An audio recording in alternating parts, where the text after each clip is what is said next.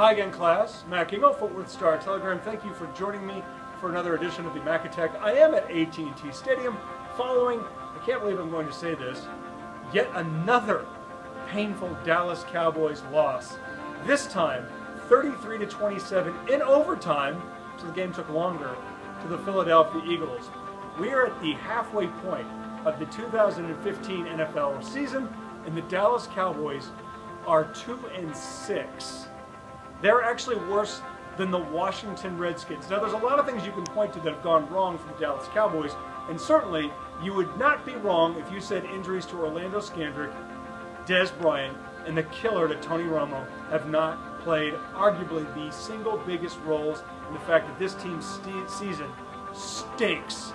However, I'm going to look at this from a slightly different perspective and say, really, this season went in the crapper back in March when the Dallas Cowboys went out on a limb and decided to sign defensive end Greg Hardy to a one-year contract when no other team wanted to touch this guy.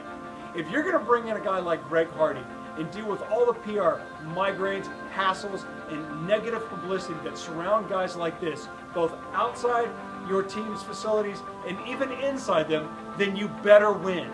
And teams like this, when they bring guys like this in their locker room, they usually don't win.